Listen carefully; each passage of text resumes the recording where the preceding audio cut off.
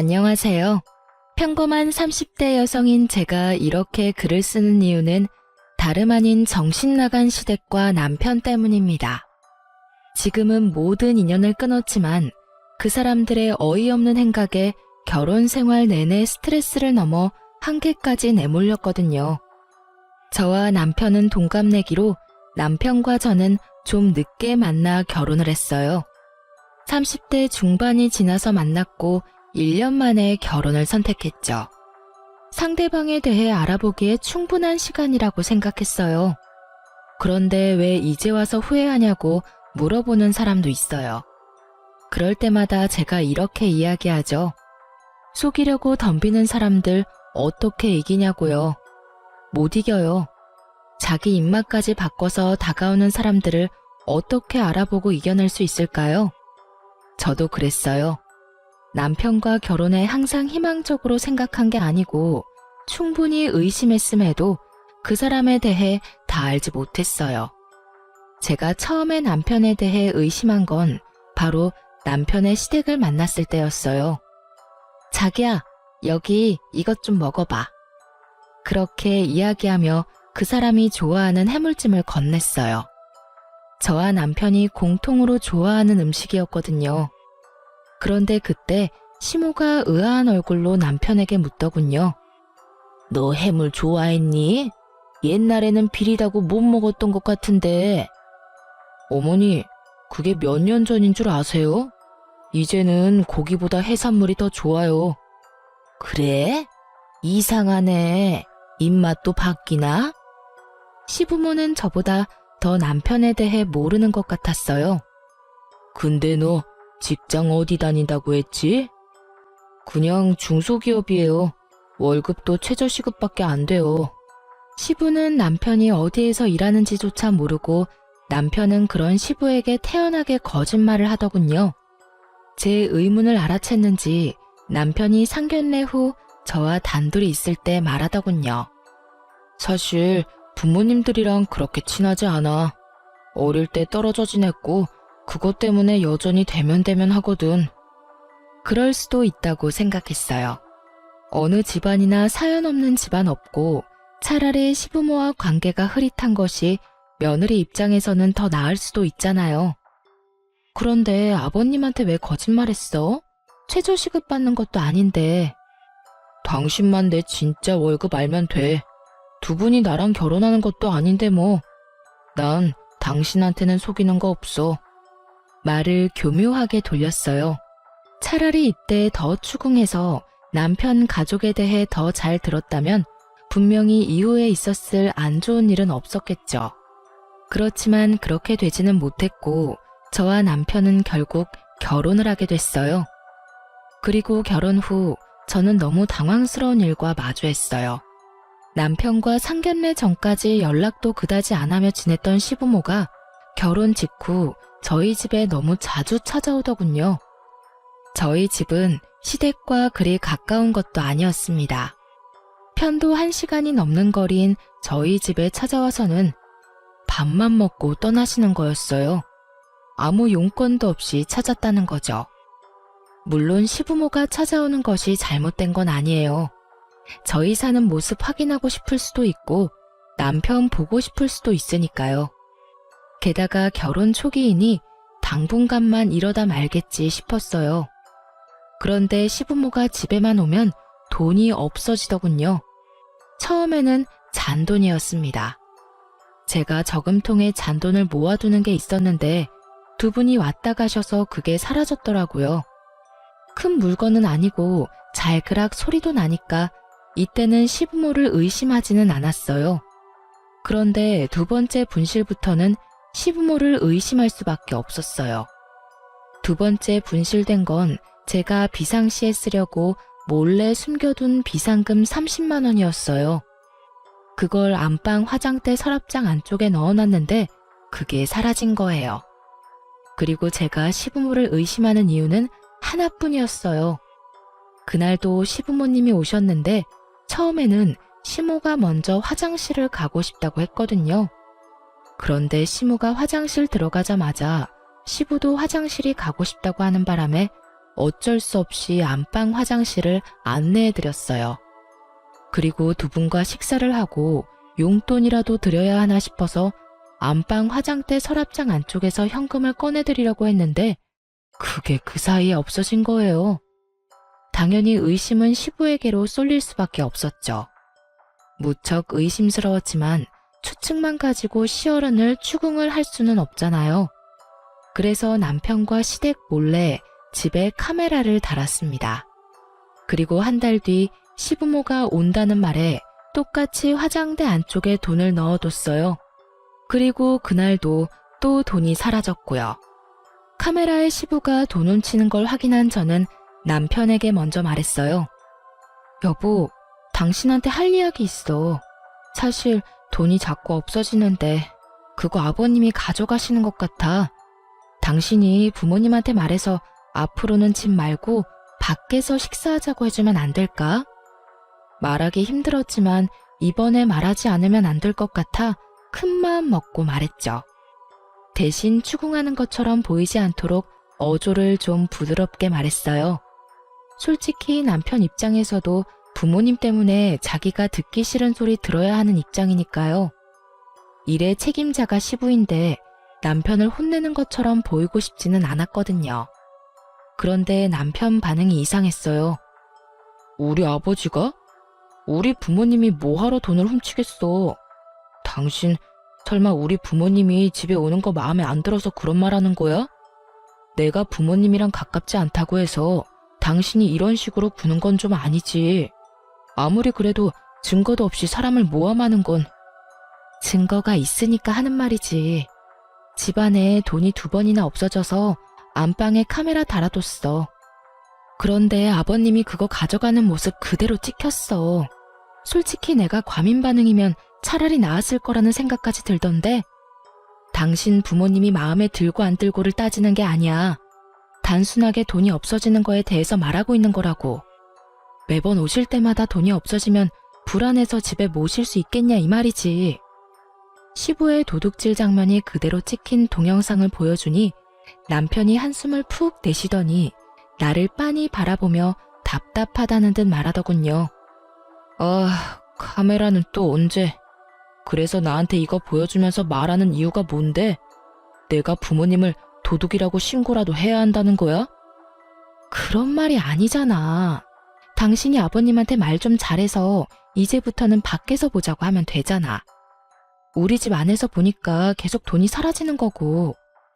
돈이 없어진다는 걸 핑계로 집에 우리 부모님 드리고 싶지 않은 거잖아. 그리고 얼마 없어졌는데? 당신 말하는 거 보니까 꼴랑 50만 원 내외로 없어진 것 같은데 그런 건 그냥 눈 좀 감아주면 안 돼? 힘들게 사셔서 그래. 가족끼리 힘들 때는 좀 도우면서 살자. 어? 왜 그걸 이런 식으로 못 잡아먹어 안달이야. 돈 때문에 힘들 때 돈 보이면 그런 마음 생길 수도 있지. 집안에 돈을 놔둔 당신한테도 잘못은 있는 거야. 남편 말을 들으면서 어이가 없었어요. 돈 때문에 힘들던, 돈으로 놀고 싶던 무슨 이유에서건 남의 집안을 뒤지는 사람을 우리는 도둑이라고 부르죠. 시부가 그런 일을 하다 며느리에게 걸렸고 그걸 제 입으로 이야기해서 면박 주는 것보다 남편이 좋게 타이르는 게 좋을 것 같아 한 말인데 남편은 저를 시부모 타박이나 하는 못된 며느리로 몰아갔어요. 나한테 도대체 무슨 잘못이 있는데? 시부모님 저렇게 찾아올 때마다 식사 대접하랴 용돈 드리랴 내가 못하는 건 뭐가 있는데? 당신이야 몸만 와 있으면 끝이겠지. 요리는 하늘에서 뚝 떨어져? 청소는 당신이 하는 거 아니잖아. 그리고 어떻게 당신 입에서 꼴랑 50만 원 내외라는 말이 나와? 땅을 파봐 그 돈이 나오나. 당신 가족이라서 내가 이렇게 말하는 거지 가족이 아니었으면 당장 경찰서에 신고했을 거라고. 아, 됐어. 당신이 얼마나 속 좁은 여자인지 알았으니 이제 그만하자. 신고를 하던 뭘 하든 당신이 알아서 해. 당신은 가만히 보면 냉정한 구석이 있어. 우리 부모님 힘들게 살았는데 그거 하나 이해도 못 해주고 가족끼리 도우며 산다고 생각하면 끝날 일에 이런 식으로 토를 달아서 사람 귀찮게 하고 당신 알아서 해. 결국은 남편은 저와의 대화를 강제로 끝내버렸어요. 정말 화가 났어요. 정말로 힘들고 도움을 받고 싶으면 우리한테 이야기를 하고 돈을 달라고 부탁하면 되잖아요. 만약 돈을 빌려달라고 하거나 차라리 달라고 했더라도 50만 원 정도면 드렸을 거예요. 물론 매번 그렇게 드릴 수는 없지만요. 그렇지만 저한테 그런 이야기를 한 적도 없고 오히려 몰래 집에 있는 돈을 훔쳐가는 게 정상은 아니잖아요? 게다가 저희도 돈을 많이 버는 상황도 아니고 없어진 돈은 다 제 돈이었잖아요. 그러니 더 화가 날 수밖에 없었어요. 그런데 더 화가 나는 건 제가 이렇게 말했음에도 불구하고 남편이 시부모에게 아무 이야기도 하지 않았는지 또 시부모가 저희 집에 왔더라고요. 식사를 하겠다는 명목으로요.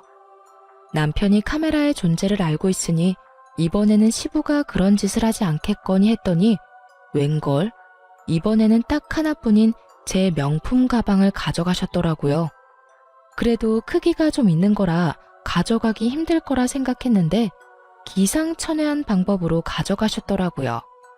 저희가 아파트 1층이었는데 가방을 먼저 저희 안방에서 1층 창을 통해 밖으로 던지고 그 뒤에 차에 뭘 놔두고 왔다는 말로 밖으로 나가 그걸 주워서 가져가서 차 안에 실어놓고 오신 것 같았어요. 안방에서 또 똑같은 짓을 한 걸 보면 남편은 카메라의 존재도 시부모에게 이야기하지 않은 모양이었어요. 게다가 그 가방은 결혼 전에 상견례를 위해 산 거였어요. 저도 평일에는 쓰지 못하고 특별한 날에만 사용하는 거였는데 그걸 홀라당 훔쳐간 걸 보고 저도 더 이상 참지 않기로 했어요. 저는 이 더러운 기분을 남편이 고스란히 맛보게 해주고 싶었어요. 그래서 남편이 가지고 있는 시계 중 가장 아끼는 시계를 몰래 가지고 나와 전당포에 맡겼어요. 물론 돈을 엄청 크게 빌린 건 아니었어요. 전당포 이자가 좀 센 편이라 맡기고 50만 원만 빌렸죠. 딱 시부가 가져간 돈만큼이요. 그리고 제가 시계를 맡긴 그 주 주말에 남편이 시계를 찾더군요. 여보, 혹시 내 시계 못 봤어? 여기 놔뒀는데 없는 것 같은데? 저는 태연스럽게 남편에게 말했어요. 아, 그 시계? 내가 전당포 맡기고 돈 좀 빌려왔는데? 제 대답에 남편 얼굴이 완전 뻥해지더군요. 제가 보고 얼마나 웃긴지 웃음이 나는 걸 겨우겨우 참았어요. 왜 그걸 전당포에 맡겨? 무슨 돈이 없는데? 당신 아버지가 가져가신 돈 때문에 이번 주 돌잔치랑 다음 주 내 친구 결혼식에 낼 돈이 없었거든. 돌잔치도 10만 원, 친구는 내 결혼식 때 30 줘서 나도 30만 원 내야 하는데 현금이 뚝 떨어졌지 뭐야? 그래서 그거 맡기고 돈 좀 가져왔어. 그렇다고 말도 없이 가져가서 맡기면 어떡해? 왜 안 돼? 가족은 힘들 때 돕는 거라며. 내 돈도 그렇게 힘들 때 아버님이 몰래 가져가셨잖아. 당신이 오히려 내 탓하길래 그게 당신 가족 가풍인 줄 알았지. 그래서 나도 몰래 맡겼어. 그래도 난 좀 괜찮은 편인 것 같은데? 아예 가져가서 입 싹 닦은 건 아니잖아. 이틀 전에 두 분 오셔서 내 명품 가방도 싹 가져가셨던데 그건 다시 돌려받지도 못할 거 아냐. 그런 거 생각하면 내가 참 착하지? 당신이 돈만 내주면 다시 돌려받을 수 있을 테니까. 남편이 제 말에 대답을 못하더군요. 입만 벙긋거리는데 저는 웃어줬어요. 그러게 왜 남의 가방을 건드려서 이 모양 이 꼴로 만드는지. 어디 전당포 맡겼는데? 얼마 주고 맡겼어? 그거 알고 싶으면 일단 내 가방부터 찾아와. 그거 가르쳐주면 알려줄게. 와, 진짜 당신 너무한다. 그러더니 시부에게 전화를 하는 듯 하더니 밖으로 황급히 나가더군요. 그리고 2-3시간 뒤에 남편이 제 가방을 들고 집으로 왔더라고요. 중고거래 직전에 돌려받았다고 하더군요. 하마터면 제 손을 떠날 뻔한 가방을 보며 저도 치를 떨었어요. 이걸 팔아서 돈을 마련했다고 하니 답답한 마음이 들어 남편에게 물었죠. 돈이 그렇게 없으시대? 아무리 생각해도 이상하잖아. 시댁에 빚이라도 있는 거 아니야? 제 말에 남편이 말을 잇지 못하더라고요. 그때 딱 짐작이 갔어요. 아, 진짜로 빚이 있고 그 빚 때문에 시부모와 담 쌓고 살았구나 하고요. 그런데 그런 이유면 결혼식 이후에 이 잦은 만남은 이해가 되지 않잖아요. 그래서 남편에게 물었어요. 사실대로 말해줘. 도대체 당신 집에 무슨 일이 있길래 돈이 매번 모자라서 집에 와서 돈을 가져가는 거야? 사실 아버지가 도박을 하시다가 빚을 지는 바람에 돈이 없으셔. 물론 지금은 도박 안 하시고 도박 걱정은 안 해도 돼. 근데 예전에 진 빚을 아직까지 갚고 계셔서 좀 힘드신 것 같아. 그래서 가지고 있던 것도 다 갖다 팔아서 돈 마련하시는 것 같고. 그럼 그걸 먼저 이야기를 해줬어야지. 그제야 모든 게 이해가 갔어요. 도박 빚이 있으니 그간 남편이 시댁과 소원한 거였어요. 그렇지만 결혼 전에 이런 중요한 일을 속인 남편에게 화가 너무 났어요. 이건 그런 단순한 문제가 아니잖아요. 시부모가 돈을 못 갚으면 언제 우리한테 불똥이 튈지 모르는데 게다가 더 추궁하니 시댁이 남편에게 경제적으로 의존하고 있더라고요. 매달 돈을 꼬박꼬박 받아가고 있었고 그 와중에 저희 집에 와서 도둑질까지 했으니 정말 총체적인 난국이었습니다.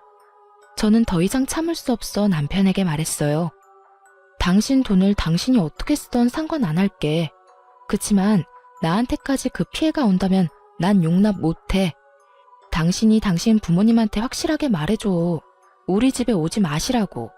연락도 하지 마시라고. 나도 명절 때 빼고는 더 이상 당신 부모님하고 만나고 싶지도 않아. 그냥 돈만 가져갔다면 다 풀고 이해할 수도 있지. 하지만 도박이잖아. 당신은 아버님이 도박을 끊었다고 말하지만 내가 봐서는 절대 아니야. 열심히 일하시면서 갚으면 되는데 지금 일도 잘 안 하시잖아. 매번 당신한테 아버님 무단결근이라고 연락 온다며. 그 말은 쉬는 날 또 도박하러 가신다는 이야기인데 밑 빠진 독에 물 붓는 것처럼 돈 쓸 것 뻔해. 여전히 도박빚이 생기고 있겠지. 그러니까 나는 시댁이랑 더 이상 연락도 안 할 테니까 그 부분은 이제 당신이 책임지고 알아서 해. 그렇게 저는 남편에게 딱 부러지게 말했어요. 남편은 화가 나는 표정이었지만 제 말에 틀린 게 없던 모양인지 뭐라 대답은 못하고 알겠다고만 하더군요. 믿을 수가 없었습니다. 이런 중대한 일을 속인 남편에게 배신감이 들었어요. 솔직히 도박으로 망한 사람이 우리 집안에 있다 보니 맘 같아선 지금 당장이라도 모든 인연을 끊고 싶었지만 남편이 도박을 하는 건 아니니 남편만 처신 잘해서 우리 집에 문제 없게만 만들면 된다고 정말 안일하게 생각해버렸어요. 남편 속마음이 어떤 줄도 모르고 말이죠. 남편이 시부모에게 어떻게 이야기했는지 모르겠지만 그 뒤로 집에 오지는 않았어요. 하지만 계속 모르는 전화번호로 전화와서 시부모가 돈을 요구하더군요. 한 번은 시모, 한 번은 시부. 그렇게 번갈아가며 사람을 못 살게 굴었어요. 도박을 한다는 걸 들켰다며 남편에게 들어서 그런지 돈을 달라는 말에 더 이상 예전 같은 조심스러움도 없었어요. 마치 돈을 빌려주고 받는 것처럼 아주 당당하게 제게 돈을 요구하는 모습에 학을 뗐어요. 결국 제가 전화번호를 바꿔버렸어요. 그리고 모르는 전화번호도 더 이상 받지 않았어요. 이때쯤에는 정말 절실히 이혼 생각이 났어요. 만약 남편이 직접 도박을 했다면 당장 이혼을 했을 거예요. 그렇게 시댁과의 관계는 이렇게 끊어지는 것처럼 보였어요. 하지만 그게 그렇게 쉬운 일이 아니었어요. 시부모는 끊임없이 저와 남편에게 돈을 뜯어내려고 했어요. 그리고 그 와중에 남편은 일이 바빠져 점점 출장이나 야근이 잦아졌어요. 그리고 그 운명의 날이 찾아왔죠. 저희의 모든 것을 뒤바꾼 그날. 그날은 남편이 전날부터 초등학교 동창들과 여행을 가고 없었어요. 토요일 집안 청소를 열심히 하는데 폰이 울렸어요. 시어머니라고 뜨는 화면을 보며 한숨을 쉬었어요. 여태껏 모르는 번호로 내내 전화를 해오더니 갑자기 자기 본래 전화로 연락을 하니 뭔가 중요한 할 일이 있나 보다 싶은 마음이 들더군요. 그래서 전화를 받았어요. 그리고 여보세요 라는 말을 하기도 전에 시모의 엄청난 목소리와 마주하게 됐어요. 너 어떻게 그런 말을 할 수가 있어? 왜 내가 아들한테 돈 빌리는데 너한테 허락을 받아야 해? 정말 어이가 없어서. 너희 집에 가지도 못하게 한 것도 너지? 어떻게 아들한테 연락도 못하게 할 수가 있어? 네가 그러고도 사람이니? 돈을 빌리겠다는 것도 저는 아는 바 없었고 갑자기 전화와서 그런 말을 듣는 것도 어이없었어요. 제가 무슨 말을 했다고 전화한 건지 모르겠더라고요. 제가 무슨 말을 했다고 그러세요? 남편 없다고 말하려고 했는데 시모가 제 말을 뚝 끊어먹고는 자기 할 말만 하더라고요. 이렇게 시침이 뗄 거야? 너 오늘 아침에 네가 우리 아들한테 돈 빌려주지 말라고 했잖아. 내가 네 목소리 수화기 너머로 다 들었어. 못 들을 줄 알고 그렇게 이야기한 거지? 네가 뭔데 돈을 주라 말하는 거야? 그 돈이 네 돈이니? 우리 아들 돈이지. 너 여태껏 우리 아들 쥐잡듯이 잡으며 살았어? 어쩐지 우리한테 집에 오지 말라고 하래가 아닌데 너 때문에 아들이랑 우리 사이도 완전히 틀어졌어. 네? 오늘 아침이요? 남편이 없었는데 제가 수화기 너머로 말을 할 수 있을 리가 없잖아요. 저는 시모의 말에 찬물을 뒤집어 쓴 것처럼 쎄한 기분이 들었어요. 남편이 동창들과 낚시 여행을 갔다는 걸 말하려다가 입을 닫았어요. 그리고 그 길로 바로 흥신소를 찾아가 남편 뒷조사를 했어요. 하지만 참고 기다리기 너무 힘들어서 직접 찾기로 했죠. 그게 가능했던 이유는 남편이 제 차를 끌고 갔기 때문이었어요. 저는 20대 때 첫 차를 도난당한 전적이 있어서 차 안에서 위치 추적 앱을 달아놨었거든요. 그걸 확인하니 열이 더 뻗쳤어요. 이 인간이 먼 지방 쪽으로 가야 해서 금요일에 가서 일요일에 와야 한다고 했는데 위치 추적 앱에서 제 차는 집과 그리 멀지 않은 캠핑장으로 떴거든요. 거짓말을 했다는 것부터가 뭔가 문제가 있다는 걸 의미하잖아요. 저는 당장 택시를 타고 남편이 있는 캠핑장으로 향했어요. 준비물은 사진기와 베란다에 둔 10m짜리 호스였어요. 캠핑장에 도착해 남편이 어디 있는지 살폈어요. 그리고 곧 남편을 발견했죠. 상간녀와 하하호호 즐기며 팔짱을 끼고 둘이서 밥도 서로 먹여주고 아주 난리도 아니었어요. 시모에게 돈 주지 말라고 말했다는 건 저 여자였던 거죠. 폰으로 동영상을 찍으며 보는데 진짜 심장이 쿵쾅거려 미치겠더라고요. 증거 사진을 충분히 남기고 그 두 사람이 나란히 텐트 안으로 들어가는 것까지 동영상을 찍었어요. 그리고 조심스레 캠핑장에 마련된 식수대와 화장실을 확인하고는 두 연놈의 텐트와 가까운 곳에 있는 화장실로 들어가 호스를 연결했어요. 그리고 물을 틀고는 호스를 그들의 텐트 앞으로 가져가서 텐트 문을 살짝 열고 그 안으로 호스를 넣어 물을 확 뿌렸어요. 입구를 살짝 쥐어 수압을 세게 만들었더니 아주 여기저기 물을 듬뿍 뿌려줬더라고요. 텐트 안에서는 두 사람의 비명소리가 나더니 두 사람이 밖으로 뛰쳐나오더군요. 그리고 마주한 제 모습에 남편의 얼굴이 완전 사색이 되었어요. 여보, 여긴 어떻게... 네가 바람을 펴? 미친 거 아냐? 네가 어떻게 이럴 수가 있어? 정말 저는 화가 머리끝까지 났어요.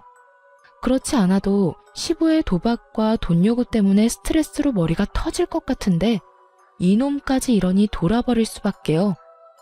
여보, 잠시만. 이건 그러니까... 변명할 거 뭐 있어요? 그냥 있는 그대로 말해요. 우리 사랑하는 사이라고. 진짜로 헤어져야 하는 건 당신이라고. 맞지? 당신이 그랬잖아. 당장이라도 와이프랑 이혼하고 나랑 결혼하고 싶다고. 그 이야기를 하는 상간녀의 표정이 아주 당당하더군요.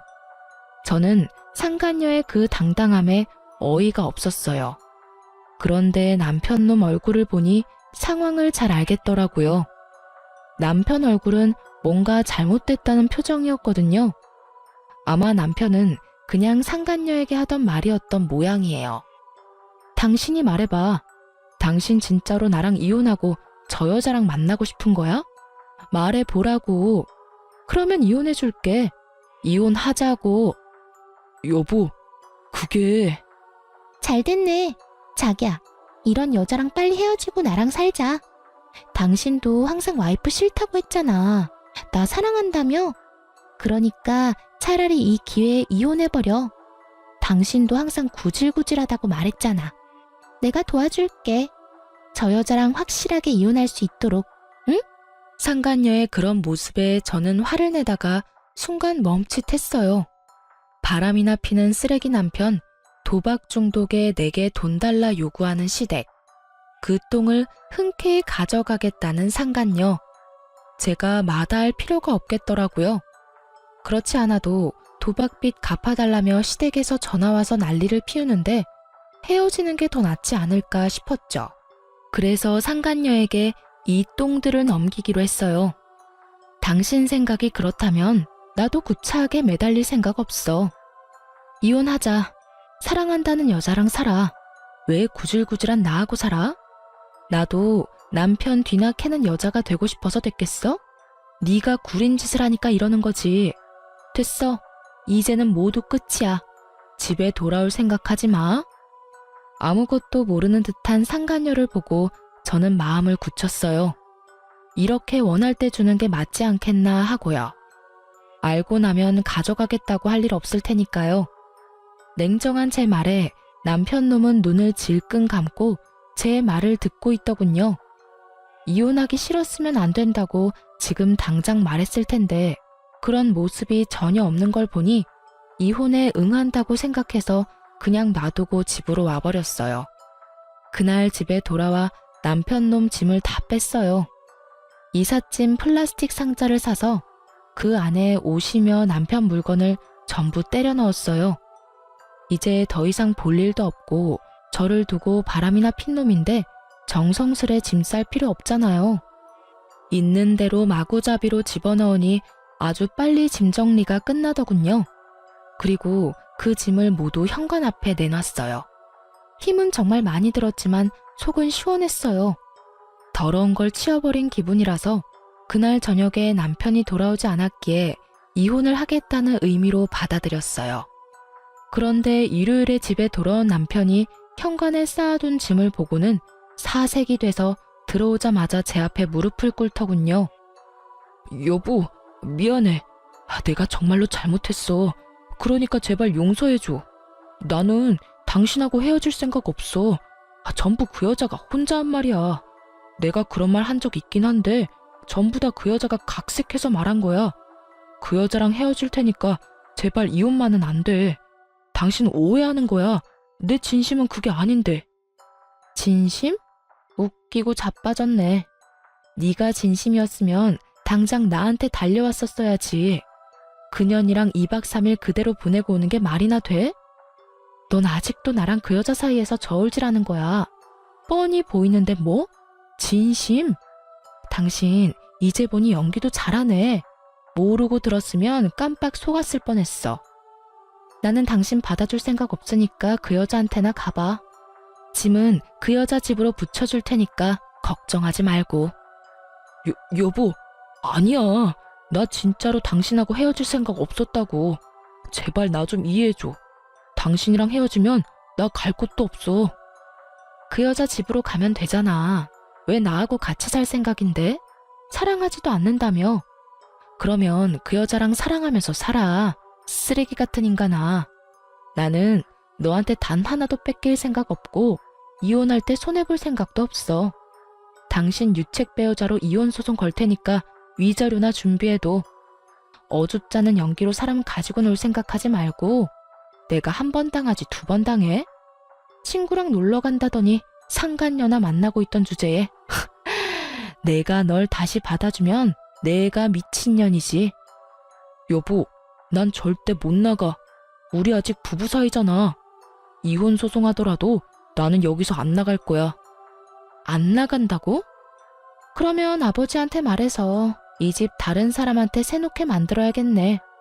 안 그래도 아버지가 언제까지 집 빌려줘야 하냐고 난리거든. 이참에 나도 짐 빼고 나가면 되겠네. 꼭 이렇게까지 해야겠어? 내가 그 여자랑 헤어지겠다잖아. 나 한 번만 믿어주면 안 돼? 두 번도 아니고 처음이야. 실수는 누구나 한 번 정도는 할 수 있잖아. 그 실수가 한 번이 아니잖아. 당신 아버지 도박 중독에 빚까지 있는 거 나한테 이야기했어? 결국 당신 아버지가 도둑질하는 거 들키는 바람에 나한테 이야기해줬지. 내가 묻지 않았으면 이야기할 생각도 없었을 거잖아. 그리고 그 두 분이 나를 얼마나 괴롭혔는지 알기는 해? 그동안 당신한테 부탁했는데 당신은 모른 척 있었잖아. 이참에 그냥 싹 다 정리하자. 더 이상 당신 이기심에 휘둘릴 생각 없고 이런 행동 용서하고 싶은 마음도 없어. 결국 남편은 제 으름장에 집을 나갔어요. 남편에게 짐 가져가라고 했더니 날 정해서 가지고 오겠다며 최소한의 짐만 들고 나머지 짐을 놔두고 갔어요. 그리고 그 다음날 바로 저는 변호사를 찾아 이혼 소송을 진행했습니다. 그렇게 2달이 지났는데도 남편이 짐을 안 가져가더라고요. 그런데 그걸 계속 앞에 놔두는 것도 화딱질이 나더군요. 그래서 3달째 될 때 흥신소에서 알아낸 상간녀의 집 주소로 짐을 실어 모조리 보내버렸어요. 그런데 그걸 보내자마자 시모에게 전화가 오더군요. 내가 아무리 생각해도 어이가 없어서 말이다. 아들이 빌려주지 않는다니 네가 아들 대신 돈 좀 주거라. 네 아버지 도박빚 있다는 건 들었지? 2억 정도 되는데 지금 당장 갚아야 한다더구나. 너희 친정에 말해서 2억만 좀 부탁하마. 친정 잘 살잖니? 그 돈을 왜 저희 친정에 부탁하시는 거예요? 두 분이 만드신 빚, 두 분이 갚으세요. 왜 저한테? 며느리도 자식이지. 결혼을 했으면 늙은 시어른 부양하는 건 당연한 일 아니니? 내가 아들한테 부탁하려고 했는데 아들이 너한테 꽉 잡혀 사는 것 같아서 너한테 이야기하는 거다. 우리가 이 돈 못 갚으면 어떻게 되는지 아니? 이 빚쟁이들이 너희한테 다 갈 거라는 생각 못했어? 그렇게 됐으니까 우리 돈 갚을 생각하고 있어.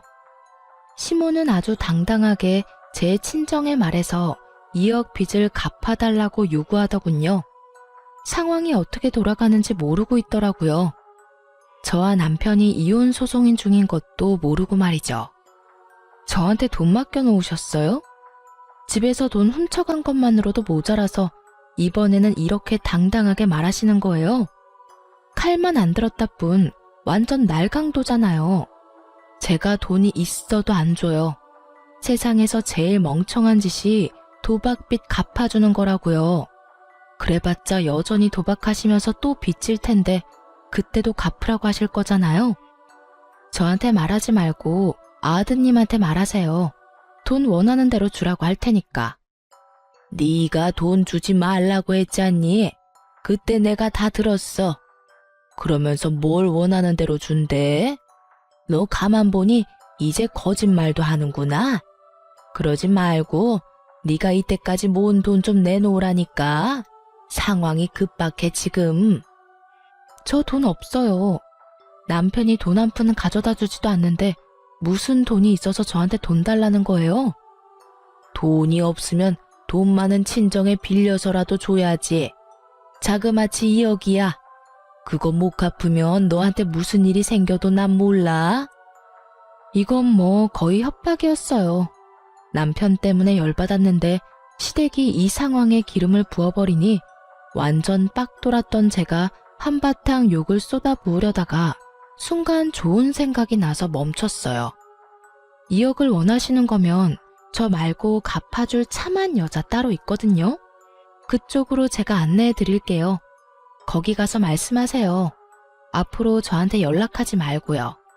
그리고 모르셔서 저한테 전화하신 것 같은데 저 곧 그 사람이랑 이혼해요. 사랑하는 여자가 생겼다네요. 그 여자가 아마 다 책임져줄 모양인가 봐요. 재혼하겠다며 저랑 이혼하라던데 제가 이혼해주면 둘이서 결혼해서 살겠죠. 그 여자 집 주소 알려드릴 테니 같이 가봐요. 거기 남편이 지금 살고 있더라고요. 도박빚 2억 갚아줄 여자도 살고 있고요. 뭐? 정말이니? 너희 두 사람이 이혼한다고? 나한테 또 거짓말하는 거 아니야? 돈 안 주고 싶어서. 믿기지 않는 듯 반문하는 시모에게 집으로 오라고 했어요. 그리고 두 사람을 데리고 남편과 상간녀가 살고 있는 집 주소로 향했죠.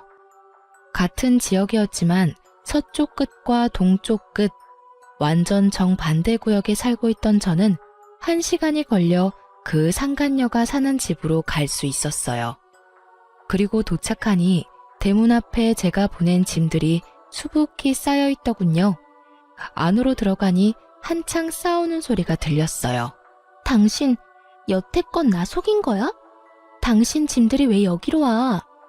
이혼해도 당신은 손해볼 거 하나도 없다며. 위자료가 생겨도 다 해결 가능하다며. 그런데 왜 당신 짐이 여기로 오냐고? 자기야, 내가 다 설명할 수 있어. 거짓말은 아니야. 그 집도 내 집인데 내가 유책 배우자잖아. 그래서 재산 분할이나 위자료에서 좀 돈이 많이 나가. 그 집 하나면 다 해결할 수 있으니까 전부인한테 주려는 거야. 거짓말하지 마. 그러면 이 짐이 왜 여기 와 있는데? 내가 위자료 해줄 테니까 그 집 가져와. 거기서 살고 싶단 말이야. 거기보다 더 좋은 곳 들어가면 되지.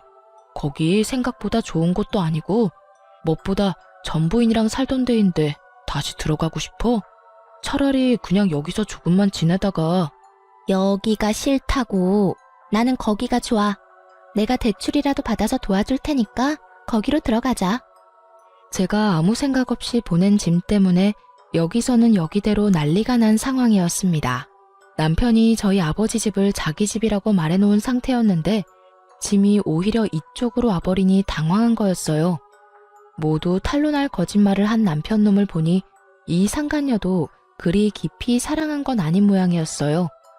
사귀면서 호감 얻으려고 거짓말 엄청 했는데 본인이 생각지도 않았던 이혼을 하게 돼서 그 거짓말이 자신에게로 모조리 돌아오는 상황이었죠. 저는 속으로 깔깔 웃으며 시모를 상간녀 집 앞으로 데려왔죠. 열려있는 집에 일부러 배를 눌렀더니 두 사람이 복도로 나와서는 시모를 보고는 깜짝 놀랐어요. 정확히는 남편이 엄청 놀랐지만요. 아가씨가 우리 아들이랑 새로 만나는 여자예요? 나 엄마 되는 사람이에요. 우리 아들 책임진다니 내가 말 좀 편하게 해도 되겠네. 내가 들어보니 아가씨가 우리 빚 다 갚아줄 거라는데 그 이야기가 사실이에요? 네? 그게 무슨 말씀이세요? 빚이라뇨. 상간녀가 남편을 쳐다봤고 남편은 눈을 질끈 감고 고개를 돌려버리더군요. 우리 아들한테 못 들었어요?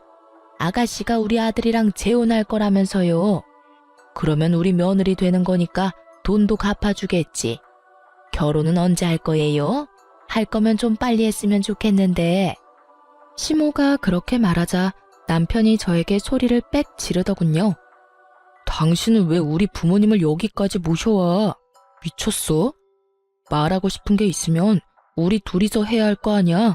어쩌자고 여기까지? 연신 개거품을 물며 모셔온 이유를 묻는 남편을 향해 저는 환하게 웃어줬어요. 왜 모셨냐니? 당신도 이상한 걸 묻네. 당신 어머니가 나한테 전화하셨어. 아침부터 돈 내놓으라고. 당신 아버지 도박빚 갚아야 한다고 나더러 돈 달라길래 내가 여기 모시고 왔지.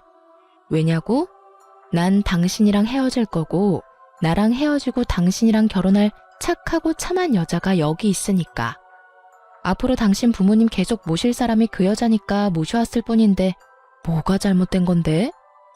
이미 이혼 소송 중이고 판결도 얼마 안 남았는데 내가 왜 이 사람들의 돈 달라는 요구를 받아줘. 예비 며느리가 있는데. 도박빚? 상간녀가 제 이야기에 미쳐서 눈에 쌍심지를 켜고 남편의 멱살을 움켜쥐었어요. 이게 다 무슨 말이야? 도박빚이라니.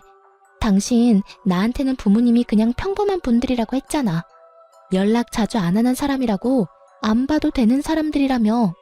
그런데 빚을 대신 갚으라는 말을 왜 나한테 하는데? 자기야, 잠시만. 그게 아니야. 내 말 좀 들어봐. 이건 다 이유가 있어. 어떻게든 핑계를 대보려는데 남편 놈을 보며 저도 친절히 이야기해줬죠. 아, 몰랐어? 당신이 만나는 저 사람, 부모님 도박빚이 2억이나 있어. 둘이서 잘 갚으면 되겠네. 당신이 그때 나한테 이야기했잖아. 남편이랑 헤어지라고. 헤어져 줬으니 시부모도 데리고 가. 결혼하고 내내 돈 달라는 전화에 시달리면서 힘들었거든? 딱 좋을 때 사랑에 눈먼 여자 하나 나타나서 잘 됐지 뭐야. 고마워. 저 인간 데려가줘서. 제 말에 상간녀가 완전히 졸도해버리더군요. 순간 비틀거리는 상간녀 모습을 보니 엄청 피가 쏠린 것 같았어요. 이내 얼굴이 새빨갛게 된 상간녀가 남편 놈에게 엄청난 목소리로 따지더라고요. 너 내 돈 노리고 나한테 수작 부린 거야? 저 여자한테서 돈 뜯기 힘들 것 같아서 나로 목표 바꾼 거냐고. 미친놈이 어디서 나한테 빨대를 꽂으려고 해? 내가 너랑 결혼하고 싶댔지 네 부모 빚 갚아주겠다고 한 적은 없잖아. 저기야, 오해야. 다 오해고 나는 돈 때문에 당신이랑 만난 거 절대 아니야. 내가 왜 당신한테 그런 짓을 해. 나도 부모님이랑 연 끊고 살 거야. 당신한테 그 빚 갚으라고 할 거 아니라니깐. 여기까지 찾아온 사람을 두고 뭐? 연을 끊고 살아? 어떻게 끊고 살 건데? 그리고 도박빚이라며? 내가 미쳤어? 그걸 갚아주게? 무려 2억이나 되는 돈을 갚아달라고 얼마나 쪼아댔으면 당신 와이프가 나더러 고맙다고 하냐고. 우리 헤어져. 이 쓰레기 같은 놈아. 이렇게 거짓말을 하고 어차피 나중에 다 들킬 일이었는데 나도 당신 필요 없어. 상간녀가 그렇게 말하며 자기 집 현관에 쌓여있던 남편의 짐을 모조리 밖으로 내던지더군요. 남편 놈 얼굴이 사색이 돼서는 그 상간녀의 팔을 붙잡고 애원하며 매달렸어요. 자기야, 내가 거짓말한 건 미안해. 진짜로. 근데 인연 끊고 산다는 건 정말이야. 내가 당신하고 살게 되면 절대로 집 근처에도 못 오도록 할 거야. 빚도 우리가 안 갚아도 되도록 막아주고. 꺼져. 당신 같은 놈이랑 같이 살 생각 없다는 말 못 들었어? 진짜 어디서 이런 쓰레기 같은 놈이랑 만나서 내가 이 고생을 해. 네가 분리수거도 안 되는 쓰레기인 줄 알았으면 절대로 받지 않았을 거라고. 상간녀가 분통을 터뜨리며 그렇게 말하자 남편 놈이 이번에는 목표물을 저로 바꿨는지 제게 다가와 손을 붙잡더군요. 그리고는 눈물 범벅인 얼굴로 저한테 말하더라고요. 여보, 미안해. 내가 이렇게 용서를 빌게. 그러니까 제발 소송 취하하고 다시 나랑 같이 살아줘. 사람 하나 살리는 셈 치고 제발. 저는 남편 놈 얼굴을 쳐다보지도 않고 상간녀에게 차갑게 말했어요. 반품 안 받으니까 가져가. 네가 그 물건 좋다고 나더러 이혼하라며? 그럼 끝까지 네가 책임져야지. 왜 나한테 떠넘겨? 언제는 사랑한다며, 그게 전부라며 다 책임진다면서? 어차피 곧 우리는 이혼 판결 날 거야. 그럼 완전히 법적으로 남남이지. 그러니까 나한테 떠넘길 생각하지 말라고. 제 말에 부들부들 떨며 분노를 표시하던 상간녀가 결국은 못 참고 남편 놈 뺨을 찰지게 한 대 날려버리더군요. 그리고는 남편을 밀어서 자기 집 문 밖으로 내보내버렸어요. 남편 놈이 상간녀에게 뺨 맞고 정신이 없었는지 제 다리를 붙들고는 또 말도 안 되는 용서 타령을 하더군요. 그래서 저도 이번에는 상간녀가 때린 반대쪽 뺨을 한 대 날려줬어요. 어쩜 그렇게 속이 시원하던지. 저는 남편과 시모를 두고 집으로 돌아왔어요. 그 사람들의 일은 그 사람들이 알아서 할 일이었죠. 그리고 그 일주일 뒤 이혼 판결이 나고 전 남편과 저는 완전히 법적으로 남남이 되었어요. 그 뒤에 전 남편이 어떻게 됐는지 궁금하시나요? 전 남편 놈은 저와 상간녀 두 여자에게 모두 버림받고는 결국 갈 곳이 없어 그 짐 들고 시댁으로 들어갔다고 해요. 그런데 얼마 안 가서 거기서 뛰쳐나왔다고 하더라고요. 저는 그 이후에 전 남편이 이혼 후에 그 집으로 그렇게 돌아가기 싫어했던 이유와 저에게 어떻게든 되돌아오려 한 이유를 알게 됐죠.